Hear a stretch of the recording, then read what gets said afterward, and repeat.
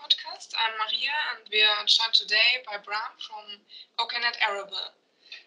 Could you please tell us a little about this thematic network?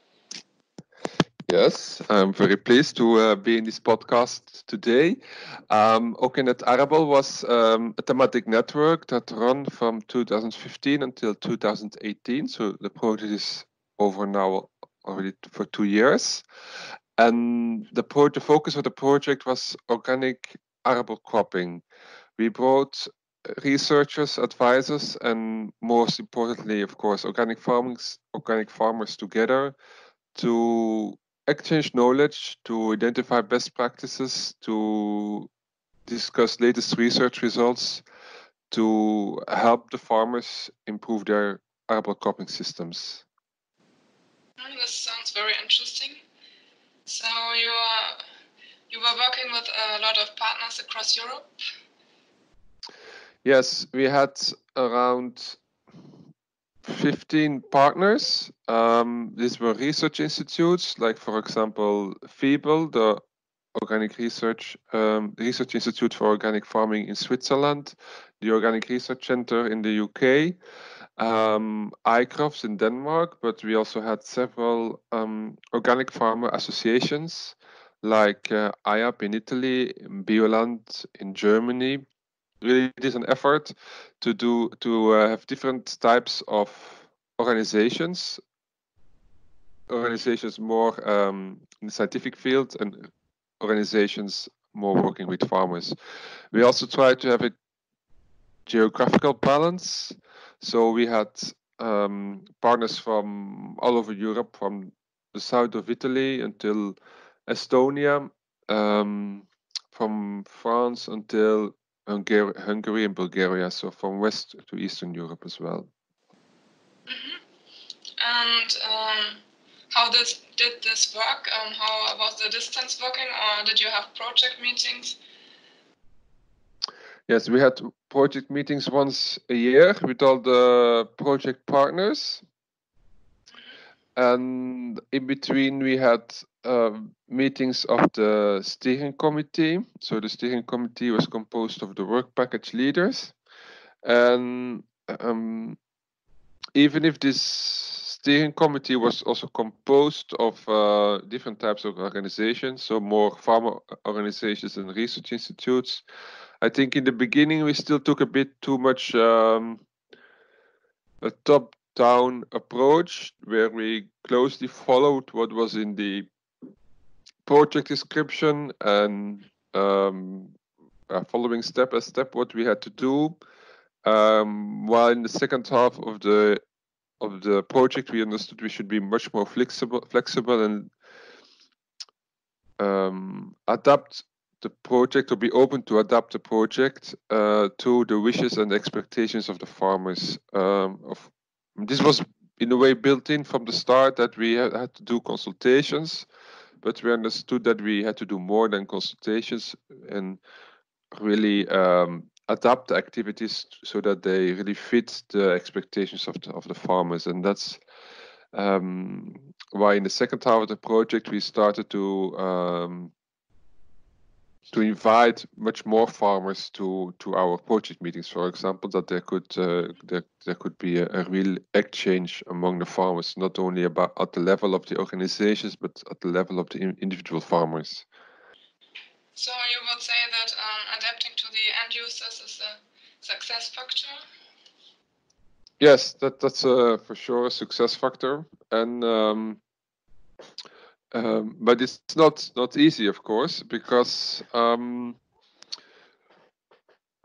you have your project description, you have your grant agreement that you, of course, should follow, and that you're bound to. That's very logic, of course, and you want to deliver what you have promised. And you have a certain way in mind to do this, and then you find out during your project that farmers are perhaps not always interested in all the project requirements and project processes. They want some practical means of exchange and just to meet and talk. and perhaps not always interested in what then will be the outcome for the project or what will be the deliverable. So to meet these two requirements, these two demands, you need to be very flexible, but at the same time keep in mind what in the end for the project you want to achieve and make sure you can also achieve this. So that's a big challenge to really meet the expectations of end users. And how did you find the range of expertise on this thematic network, the different cultures, the different expertise and experiences? Was it useful? We were lucky to be able to work with FIBEL, the Research Institute for Organic Agriculture, that at the start of the project made a very good analysis of all the obstacles for organic arable cropping, which result in a lower productivity for organic farming. What are the bottlenecks? So this helped in a way to be more structured. So they identified a couple of themes like weed management, pest control, disease management, soil and fertility, soil management, fertility management. And so by having these different obstacles, different themes in mind, we could better structure our work so that we could have several teams of areas of work where we could cluster the work around. Okay, so it's really necessary to have an analysis before and identify the obstacles, so to then better structure the whole project. Yes, and we also did actually a similar analysis with the farmers. So it was not just asking the researchers what are the problems in organic arable cropping, but also asking the farmers, and they actually confirmed much of what the researchers said. So that was actually very good, and it helped us even more to focus. For example, weed management, weed control was identified as an obstacle by the researchers, and this was again confirmed by the farmers. So this was really an area that we focused on in the rest of the project, while diseases were much less an issue and could more easily be managed by farmers, for example, through crop rotations. Instead, in weed control was more difficult because this is weed is controlled in a mechanical way, and this requires either manual labor, or very specific machines. And we had very useful exchanges among the farmers as well about what types of machines and what settings of machines work the best for mechanical weed control. So it's good to have the feedback from the farmers. Yes, this is essential. Okay, so we talked already about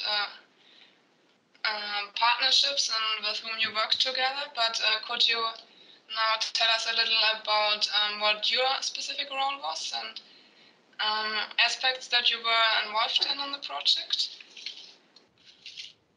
Yes, I was the coordinator, so that means I was responsible for the overall implementation of the project and making sure that all the different work packages fit together, that everybody knows what he or she is supposed to do, and that we also that we also make sure that the tasks are delivered in the right time, so that others don't get a delay because somebody else is late with the work. You write a project in I'd say at the desk, more or less, and you imagine roles for different people or different organizations, and then to make sure that everybody kind of follows this and understands what they have to do, but quite naturally responsibilities shift a bit because some partners take more responsibility than others. And so even if you had imagined that a certain task would be delivered by a certain organization, sometimes another organization starts to take over, because, for example, the work package leader in where the task belongs to, because the task leader is not delivering. Yeah, you have to be very careful that this doesn't then lead to frustration to the original task leader or to the work package leader that takes over from the task leader. So it requires also a lot of interpersonal skills. Yes, I think so, yeah. And for me, this was also a very good learning experience because NET ARABLE was the first project that I ever coordinated, and I think I've learned a lot through these 3 years. And what else would you think that worked well? What worked well, or what certainly contributed to the success of the project, is that we had a group of people involved that knew each other already for a long time, that had already collaborated for a long time, and they knew each other. They knew what to expect from each other's, and this meant that I could learn a lot, that I was supported a lot by experienced people. If there is not really a history of working together, then you need to build this history during the project, and this takes time. And so if all the partners are new to a consortium and you have never really worked together with each other, then the start of the project goes slow because you need to find a way how to work together. And then that's especially difficult in short-term projects that are only about 2 years. Yes, probably.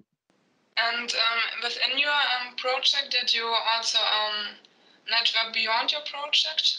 Did you collaborate with other projects?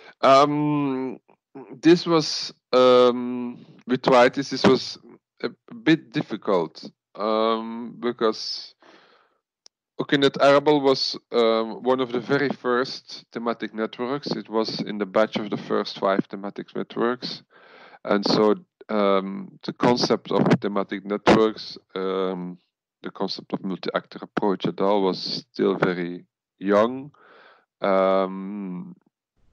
So there were not so many Horizon 2020 projects to collaborate with.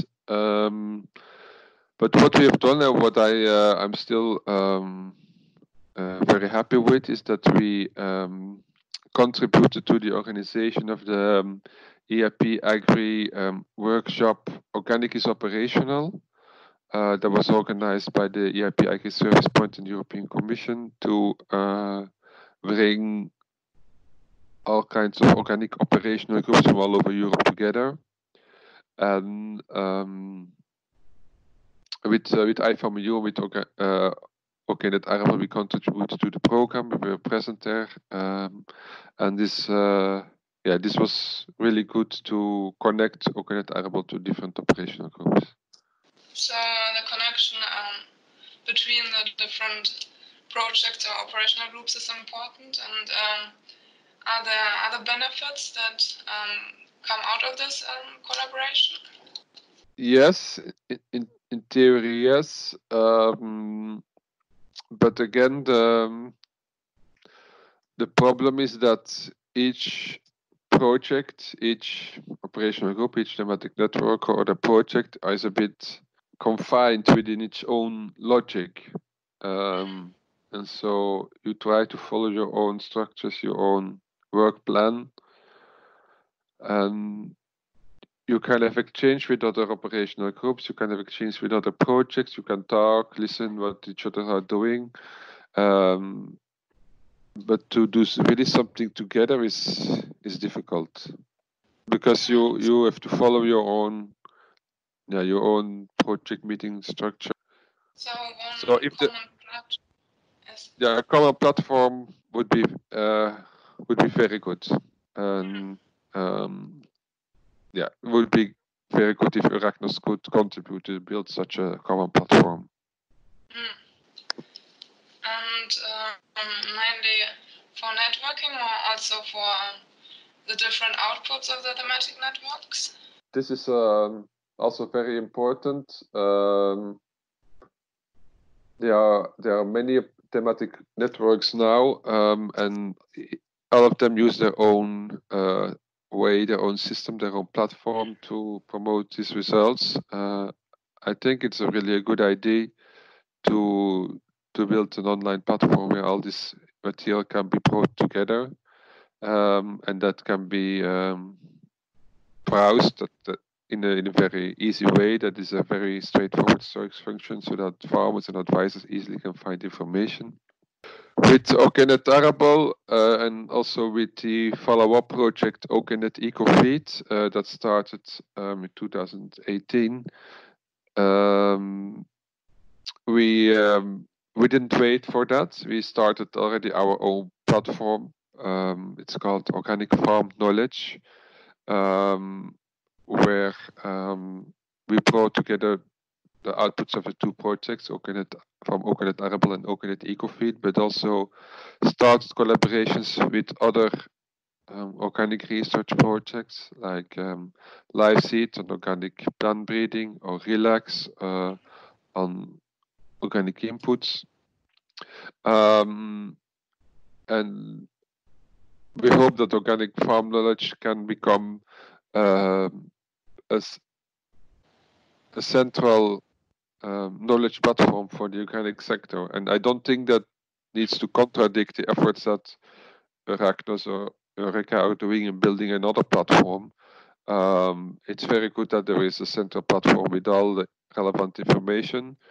But I think it's also good that organic farmers that have to follow specific rules or follow specific regulation can find information that is specifically targeted at them, and that they can trust that the information that is on this platform, that is on organic farm knowledge, is relevant for them and is applicable to them. Yeah, I also think that's an added value of organic farm knowledge, that it's specifically for organic farmers. And what do you think were the most useful or interesting outcomes or outputs that you achieved? Organic farm knowledge was, let's say, the most visible output, but this platform in itself is not the outcome, because the platform itself is just the structure of the website. What counts is what is inside the platform, which materials are on this platform. And in NET Arable we had almost 140 tools collected. These tools can be videos, can be leaflets, can be brochures, can be simple decision support systems. We saw that these tools really generated the interest among the farmers. In particular, the videos were very successful. For example, a video on direct sowing of maize, so without plowing the field, but direct sowing the maize in the field. This was a video that was made by Fiebel again, but was translated by several partners of NET Arable, because they found it so interesting. And now a little bit about the communication and dissemination of your project. What materials or methods can you recommend? What worked well or what worked less well? What I learned, perhaps also not too surprising, but what I learned is that you really need to rely on national partners to do the dissemination. You cannot just from an office in Brussels do dissemination from for your project. If you want to reach the farmers, you need to rely on farmer organizations, sources that the farmers already know and trust, so that they can translate your articles, your materials in the national languages, that they can publish it in their own website, in their own farmer magazines.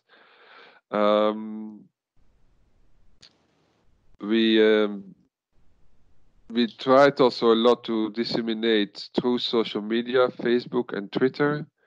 And yeah, also here you need to rely on local partners that can amplify your efforts, because just sending out one tweet in English doesn't reach a farmer. And in some countries, social media is quite used, quite known. But in other countries where there is very limited internet access in rural areas, social media obviously doesn't work. So the local context is very important. Okay, I've seen that you also for NET EcoFeed are now preparing a plan for the continuation of the knowledge platform. This is also very important for Arachnos. Can you recommend something with regard to the longevity of such a platform, so that it will be maintained over the long term? First, is that if you want to maintain on the long term a knowledge platform or a knowledge reservoir, it should at a certain moment become independent of project funding, because if you every 2 year, every 3 year, you have to apply for another project where you have to do new things and new initiatives, new tasks, and where your platform is just one element of the many other tasks in your project, then you never manage to focus on your platform and to improve the things and to do the things you really want to do with the platform. So I think it's important to come at a certain moment to a certain business model or long-term funding, so that you can focus on your platform, develop the platform as you really want it to be.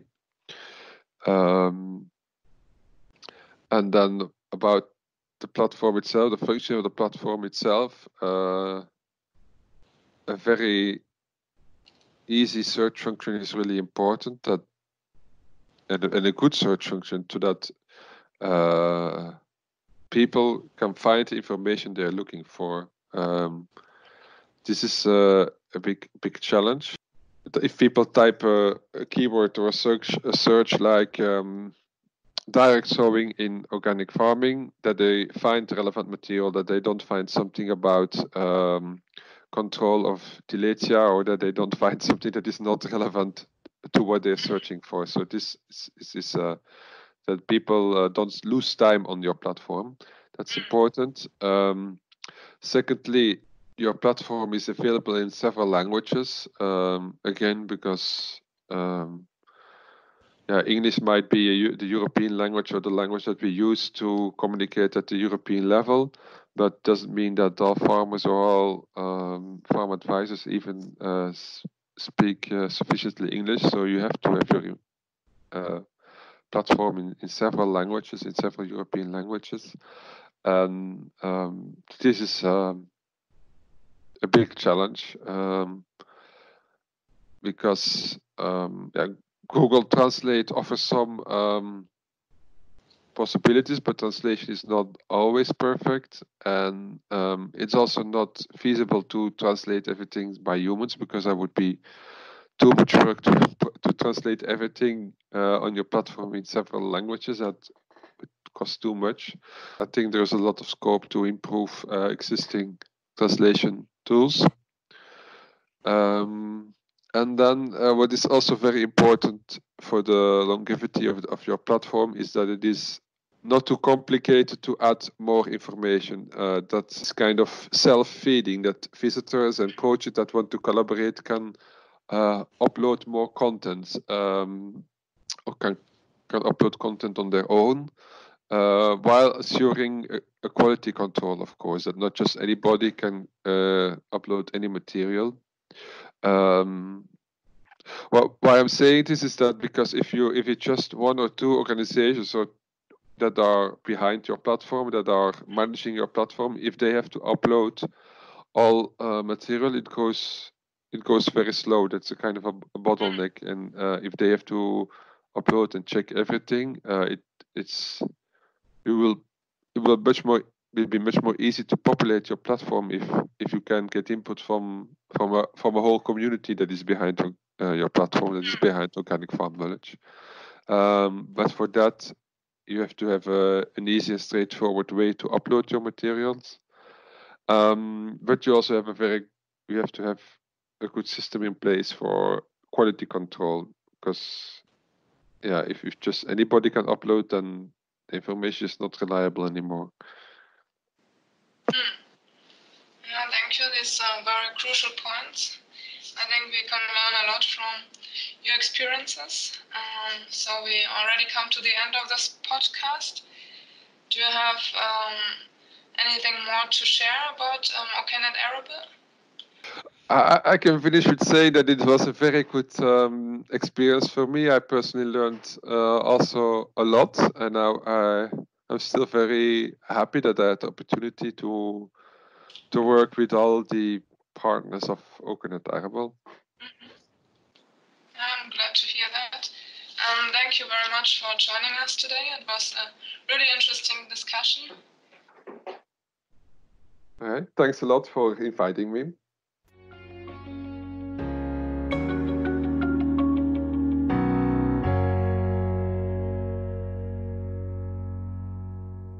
The Arachnis project has received funding from the European Union's Horizon 2020 Research and Innovation Programme under Grant Agreement number 817863. Royalty-free music from Ben Sound.